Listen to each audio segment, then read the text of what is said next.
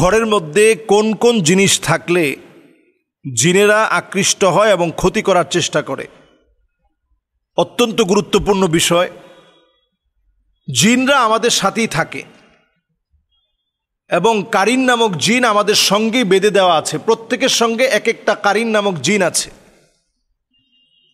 এই কারিন নামক জিনটা আমাদের সঙ্গেই থাকে, আমাদের সঙ্গের সঙ্গী হিসাবেই থাকে, তবে ভালো সঙ্গী হিসাবে না। সে সবসময় আমাদেরকে ওয়াসওয়াসা দেয়, গুনাহের কাজ করার ব্যাপারে সে আমাদেরকে প্রলুব্ধ করে। এবার আসুন, ঘরের মধ্যে কোন কোন জায়গায় কোন কোন বিষয়ের কারণে জিন আসে। যেমন ধরুন, আমাদের ঘরের মধ্যে আমরা অনেক সময় জুনজুনি রাখি এবং পর্দাগুলোর ভিতরে এখন স্টাইলিস্ট যে পর্দাগুলো রয়েছে, ওই পর্দাগুলোর ভিতরে আপনি দেখবেন যে জুনজুনি বাজতে থাকে। এগুলো আমরা এখন প্রত্যেকের ঘরে এখন ফ্যাশনেবল এই পর্দাগুলো ব্যবহার করি এবং সেখানে জুনজুনি বাজতে থাকে। নবী সাল্লাল্লাহু আলাইহি সাল্লাম আমাদেরকে সতর্ক করেছেন, লা তাদখুলুল মালাইকা বাইতুন ফিহি জুলজুল। এই যে জুনজুনি অথবা নূপুরের যে আওয়াজ, ছোট ছোট বাচ্চারা নূপুর পরে, পায়ের মধ্যে নূপুরের ঝুনঝুন ঝুনঝুন করে আওয়াজ হয়, এটার কারণে জিনেরা আকৃষ্ট হয়। আপনি চিন্তাও করতে পারবেন না, খুবই সিম্পল সাধারণ বিষয়, কিন্তু জিনেরা এতে করে আকৃষ্ট হয়, রহমতের ফেরেশতারা চলে যায়। এরপরে আপনার ঘরে অনেক সময় আমরা দেখা যায় ছোট ছোট বাচ্চাদেরকে পেশাব করিয়ে একটা কমোডের মধ্যে পেশাবটা জমিয়ে রাখি, অথবা হাই কমোডে পেশাব করে ফ্লাশ করি না। এই কারণে জিন আপনার প্রতি আকৃষ্ট হয়, ক্ষতি করার চেষ্টা করে। বাউলুন মুনকাতা, হাদিসের মধ্যে বলা হয়েছে যে কোথাও যদি পেশাব জমিয়ে রাখা হয় তাহলে ওই জায়গা জিনের কাছে পছন্দের জায়গা হয়। তাহলে এই জায়গায় পরিষ্কার পরিচ্ছন্নতাকে নিশ্চিত করা। এরপর নবী সাল্লাল্লাহু আলাইহি সাল্লাম আমাদেরকে হাদিসের মধ্যে জানিয়েছেন, জিলদু নামির, বিভিন্ন প্রাণীর চামড়াকে আমরা, মৃত প্রাণীর চামড়াকে আমরা ঝুলিয়ে রাখি। বিদেশ গেলে দেখবেন অনেকে হায়নার চামড়া নিয়ে আসে। এটা আপনি খুব স্বাভাবিকভাবে নিচ্ছেন অথবা মনে করছেন এই হায়নার চামড়া দিয়ে কালো জাদু করা হয়, অথচ এই চামড়া, বাঘের চামড়া, হরিণের চামড়া, বিভিন্ন চামড়া আমরা ক্যালিগ্রাফি হিসেবে অথবা একটা ওয়ালমেট হিসেবে আমরা আমাদের ঘরের মধ্যে সাজিয়ে রাখি। নবীজি সাল্লাল্লাহু আলাইহি ওয়াসাল্লাম সতর্ক করে গেছেন, এটা জিন ঘরের ভিতরে আকৃষ্ট হওয়ার একটা কারণ। নবী আলাইহিস সালাতু ওয়াস সালাম এরপর আমাদেরকে সজাগ সচেতন করলেন, জিন ঘরের ভিতরে আকৃষ্ট হওয়ার আরেকটা কারণ কাতিউ রাহিম, আত্মীয়তার সম্পর্ক যে ঘরের মধ্যে থাকে না, সন্তান হয়ে মাকে দেখতে পারে না, সন্তান হয়ে বাপকে দেখতে পারে না, সন্তান হয়ে আত্মীয় স্বজনের খবর তো নেয় না, নিজের ভাইয়ের খবর নেয় না, এইরকম ব্যক্তিদের ঘরে দুষ্ট জিনেরা আসে। রহমতের ফেরেশতারা এমন ঘরে থাকে না, দুষ্ট জিনেরা এই ঘরের ভিতরে আসে।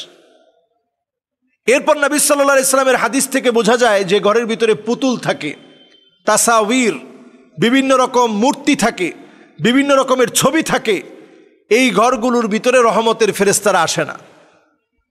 এরপর হাদিস থেকে বোঝা যায় নবীজি সাল্লাল্লাহু আলাইহি সাল্লাম আমাদেরকে জানিয়ে গিয়েছেন, যেই ঘরের ভিতরে কোরআন তেলাওয়াত থাকে না, ওই ঘরের ভিতরে রহমত থাকে না। ওই ঘরটা একটা নির্জন বাড়ির মতো পড়ে থাকে, যে ঘরটার মধ্যে কোরআনুল কারীমের তেলাওয়াত হয় না। এজন্য ঘরের ভিতরে কোরআনুল কারীমের তেলাওয়াতকে ইনশিওর করা।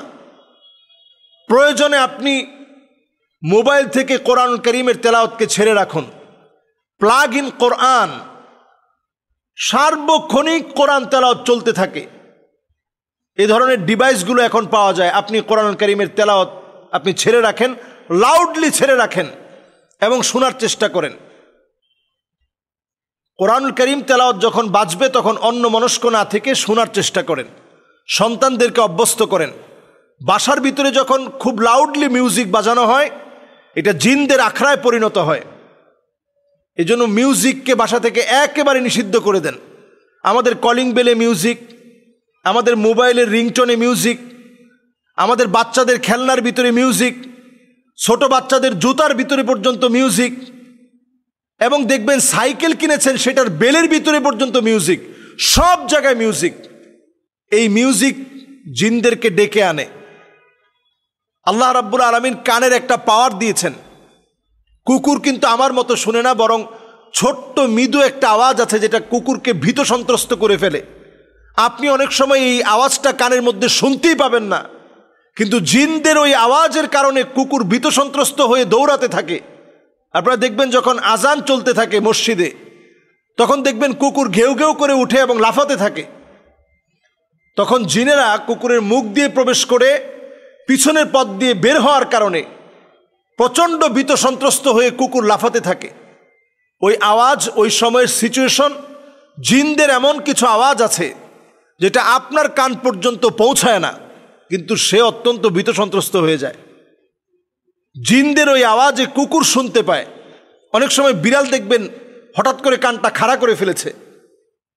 বিড়ালের শরীরে আল্লাহ তাআলা এমন কিছু ছোট ছোট জারথুম, এমন কিছু বিষয় আল্লাহ তাআলা দিয়ে রেখেছেন যেটার কারণে জিনরা বিড়ালের সামনে আসতে ভয় পায়। ছোট ছোট পাখি আমরা লালন পালন করি, কাকাতুয়া, লাভবার্ড, টিয়া পাখি, কবুতর, ময়না, এ জাতীয় অনেক পাখি আমরা এখন লালন পালন করি। কিছু প্রকারের পাখি আছে যেগুলোকে জিন প্রচণ্ড ভয় পায়। এদের দিকে আকৃষ্ট হয়ে আসতে নিয়ে ভয়ে ভীত সন্ত্রস্ত হয়ে জিন চলে যায়। কিছু পাখি ঘরের মধ্যে বরকত নিয়ে আসে। এজন্য পাখিগুলোকে যদি আমরা লালন পালন করতে চাই, তাদের হক ঠিক রেখে, খাবার দাবার ঠিক রেখে লালন পালন করতে হবে। ঘরগুলোকে প্রতিনিয়ত কোরআনুল কারীমের তেলাওয়াত ছেড়ে দিয়ে বরকতে পূর্ণ করতে হবে। কুকুর থাকলে ঘর থেকে বের করে দিতে হবে। যদি ঘরের ভিতরে বড় বড় পুতুল থাকে, এগুলোকে সরিয়ে ফেলতে হবে। আত্মীয়তার সম্পর্ক না থাকলে বৃদ্ধি করা লাগবে।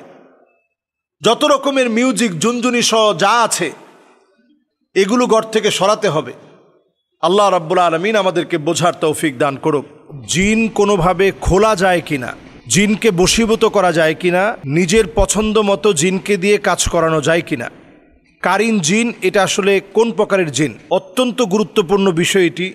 এবং আমাদের প্রত্যেকেরই জানা উচিত যে আমাদের প্রত্যেকের সঙ্গে যে জিন রয়েছে তার নাম হচ্ছে কারিন জিন। প্রত্যেকের সঙ্গে যে জিন রয়েছে কারিনাতুল মুজমিন বা কারিন জিন আমাদের প্রত্যেকের সঙ্গে রয়েছে। যে জিনের কাজ হচ্ছে আপনাকে ওয়াসওয়াসা দেওয়া। আমাদের দেশে কিছু মানুষ মনে করে কারিন নামক জিনকে খোলা যায়, বশীভূত করা যায় এবং তাকে দিয়ে নানা ধরনের কাজ করানো যায়। এটি একটি ভুল বিষয় এবং অপব্যাখ্যা ছাড়া কিছু না। কিছু কিছু জিন কখনো কখনো আপনার প্রতি আকৃষ্ট হতে পারে আপনার ভালো আমলের দ্বারা, আবার আপনার ক্ষতি করতে পারে আপনার খারাপ বদ আমলের কারণে। সে আকৃষ্ট হয়ে আপনার ক্ষতি সাধন করতে পারে। দুষ্ট দুরাচারী যে জিনগুলো রয়েছে আপনার ক্ষতি তখন সাধন করবে যখন তার মনোপুত না হয়। আবার আপনি ইবাদত বন্দেগী করছেন, কখনো কখনো ওয়াসওয়াসা দেওয়ার জন্য দুষ্ট দুরাচারী জিনেরা আপনার ক্ষতি করার চেষ্টা করবে। প্রতিনিয়ত আপনাকে ওয়াসওয়াসার মধ্যে ফেলে দেওয়ার জন্য কারিন নামক জিন রয়েছে, সে প্রতিনিয়ত আপনাকে ওয়াসওয়াসার মধ্যে ফেলবে। তাহলে কারিন জিন এটাকে বশীভূত করার কোনো সিস্টেম পদ্ধতি নেই। কেউ যদি মনে করে যে কোনো খারাপ কাজ করে, ম্যাজিকের মাধ্যমে অথবা ব্ল্যাক ম্যাজিক করে, বিভিন্ন গুনাহের কাজ করে আমি কারিন জিনকে আমার বশীভূত করব, এটা যদি কেউ করতে চায় এই কাজটা শিরক হবে, মারাত্মক ধরনের শিরক হবে। এই কারিন জিনকে মানুষ বশীভূত করতে চায় এই জন্যে যে এই জিনকে দিয়ে আমি আমার কার্য সাধ্য করব, বিভিন্ন কাজকর্ম করিয়ে নিব। এই কাজকর্ম করানোর লক্ষ্যে অনেক সময় জিনকে আমরা বশীভূত করি। আল্লাহ রাব্বুল আলামিন আমাদের মতো করে তাদেরকেও বানিয়েছেন। আল্লাহ রাব্বুল আলামিন আমাদের মতো করে তাদেরকেও আল্লাহ তাআলা ইবাদতকে বাধ্যতামূলক করেছেন। শরীয়ত আমার উপরে যেভাবে অর্পিত তার উপরও শরীয়ত ঠিক একইভাবে অর্পিত। আল্লাহ তাআলা মানুষকে বরং জিনের চাইতে শক্তিশালী বানিয়েছেন বহু দিক থেকে। জিন আপনার তেমন কোনো ক্ষতি করতে পারবে না যদি আপনি প্রতিনিয়ত কিছু কিছু বিষয়গুলো আমল করেন। যদি আপনি প্রতিনিয়ত আয়াতুল কুরসি পড়েন, সূরা ইখলাস, সূরা ফালাক, সূরা নাস পড়েন, সূরা জিন যদি আপনি তেলাওয়াত করেন, ঘুমানোর আগে যদি সূরা জিন 3 বার তেলাওয়াত করেন, ফজরের পরে যদি আপনি 3 বার তেলাওয়াত করেন, কিছুদিনের ভিতরেই জিন আপনাকে ভয় পাবে, তাদেরকে বশীভূত করা লাগবে না। আপনি দেখবেন কোনো জিন আপনার কোনো ক্ষতি করবে না, বরং আপনার ভক্ত হয়ে যাবে। কিন্তু বশীভূত করে আপনি বিভিন্ন ভাবে তাদেরকে দিয়ে কাজ করাবেন, এই চিন্তা টাকা অর্থ কামাবেন, তখন তারা আপনার ক্ষতি করতে না পারলেও আপনার পরবর্তী প্রজন্মের ক্ষতি করবে, আপনার সন্তানদের ক্ষতি করার চেষ্টা করবে। যেহেতু আপনার হায়াতটা খুবই লিমিটেড, আমরা সর্বোচ্চ নবীজি সাল্লাল্লাহু আলাইহি সাল্লামের হাদিস অনুযায়ী বাইনা 60 ওয়া 70, 60 থেকে 70 বছর আমরা হায়াত পেয়ে থাকি। এর বেশি অনেকে পায়, আল্লাহ তাআলা হায়াত দিয়েছেন এজন্য পায়। নর্মালি আমরা 60 থেকে 70 আমাদের নবী সাল্লাল্লাহু আলাইহি সাল্লামের উম্মতদের গড় আয়ু। স্বাভাবিকভাবে আমরা 60-70 বছর বাঁচি।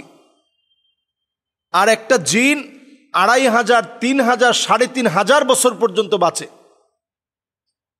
তো সে আপনার প্রতিশোধ নিতে না পারলেও পরবর্তী প্রজন্মের প্রতিশোধ নিবে। এজন্য এই বিষয়টা অত্যন্ত খেয়াল রাখা দরকার যে জিন নিয়ে ঠাট্টা করার বিষয় না। আমরা কারিন জিনকে, এখন এই শব্দটা একেবারে পরিচিত, অনেকেই এই কারিন জিনকে বশীভূত করার বিভিন্ন মন্ত্র শিখছেন, নানাভাবে এটাকে কিভাবে বশীভূত করা যায়। এই ধরনের মন্ত্রতন্ত্রে বিশ্বাস করে ঈমান ধ্বংস করা যাবে না। নবী সাল্লাল্লাহু আলাইহি সাল্লাম বলছেন, মান আতা কাহিনান আও আররাফান ফাসাদ্দাকাহু বিমা ইয়াকুল ফাকাদ কাফারা বিমা উনজিলা আলা মুহাম্মদ সাল্লাল্লাহু আলাইহি সাল্লাম। কেউ যদি এই জাতীয় কর্মকাণ্ড করে, বিভিন্ন জিনকে বশীভূতকরণ অথবা এই ধরনের গণকদের কথাবার্তা এগুলা যদি বিশ্বাস করে, ফাকাদ কাফারা বিমা উনজিলা আলা মুহাম্মদ সাল্লাল্লাহু আলাইহি সাল্লাম, নবীজি সাল্লাল্লাহু আলাইহি সাল্লামের উপরে যা অবতীর্ণ হয়েছে সে কেমন যেন এটাকে পুরা অস্বীকার করলো। কাজী এই জাতীয় কর্মকাণ্ড পুরোপুরি আমাদের মন থেকে বাদ দিতে হবে। এবং জিনরা কোনোভাবেই আমার চাইতে শক্তিশালী না। একটা আয়াত আপনি মুখস্থ করে নেবেন, ওয়াল্লাহু খায়রুন হাফিযান ওয়া হুয়া আরহামুর রাহিমিন। এই আয়াতে কারিমাটা প্রতিনিয়ত পড়েন, ইনশাআল্লাহ কোনো জিন আপনার চাইতে শক্তিশালী হতে পারবে না। বশীভূত করা লাগবে না, এমনিই তারা আপনার ভক্ত হয়ে যাবে, আপনার দ্বারে কাছে তারা ঘেঁষতে পারবে না। ক্ষতি করা তো অনেক দূরের বিষয়। এজন্য আমরা আমল করার চেষ্টা করব, প্রতিনিয়ত নিজেদেরকে আমল দিয়ে আমরা সাজিয়ে রাখার চেষ্টা করব। আল্লাহ রাব্বুল আলামিন আমাদেরকে তৌফিক দান করুক। আসসালামু আলাইকুম ওয়া রাহমাতুল্লাহি ওয়া বারাকাতুহু।